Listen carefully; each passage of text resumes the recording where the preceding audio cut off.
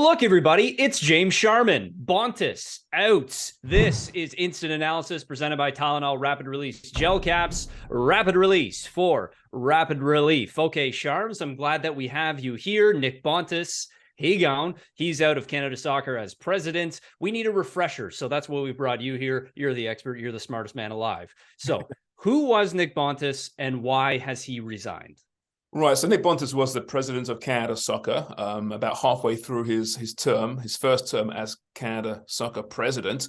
Listen, he's been the focal point in the last number of months since the players, both women and men, have been trying to negotiate this new CBA, which has been dragging on for some time, which hasn't been signed as yet. There's issues with pay equity, of course. That's the major hot topic right now, which has been agreed upon by the players apparently. But beyond that, as you probably remember, the last couple of weeks, Canada played at the She Believes Cup, but they threatened to strike during that tournament because of budget cuts that will really affect their build-up to this summer's World Cup. And Nick Bontis is the target.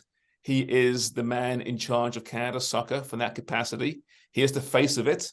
And as such, he is the one that's being held accountable. Okay, so my next question then, I guess, is because he's being held accountable for everything that's happened, particularly recently.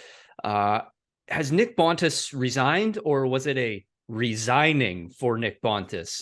Or is this just all optics, I guess is the question. No. Yeah, so what happened was earlier today, the presidential forum, which is made up of the provincial presidents within Canadian soccer, sent a letter to Nick Bontis demanding he resign his position. He then responded by acknowledging change is needed at the top, and that's the result. He was forced out. I don't believe he wanted to leave the position, as frustrated as he's been in recent weeks and months, but no doubt Canadian soccer from the provincial level turned on the national president on this day. Okay, so Bontis acquiesces to the demands of those who asked, and now we start looking forward. Everyone's going to ask, who's the next president of Canada Soccer? And that's going to be tough to figure out an answer to really quickly. So I guess the question that we can ask in terms of what's next is there's a few things to do. You rhymed off needing to negotiate a CBA for both the men's and women's squads. And also we need to figure out if the Canadian women's squad will receive what they want ahead of the World Cup. Would you say that those are the two things that Canada Soccer will be most looking forwards towards trying to resolve? Well, at this point, it's going so deep. There is a government hearing in March, where potentially the Canadian soccer president, players, other executives could be subpoenaed to testify. That's the next step into how the game's run in this country. So I'm not sure who wants this job right now, to be honest with you. Charmaine Crooks is the current vice president. I presume she'll take the helm until elections are held. But yeah, this is a tough job right now. They are tough negotiations that have gone nowhere so far. There is little money apparently available to Canada Soccer. We need to know why that is the case, especially after the men qualify for a World Cup. Lots of answers need to be given by Canada Soccer, and as such, at least publicly, they haven't done that thus far. So it's very much an association in flux. And again, I'll reinforce that I don't know who the next person is. For my mind, it has to be someone outside the current bureaucracy.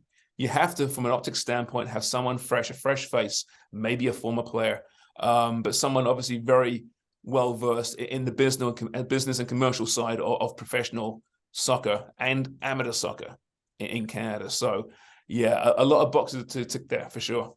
You've got your ear to the ground. I just want to ask you this quickly. What's the most burning question or issue that Canadian soccer fans want resolved, do you think?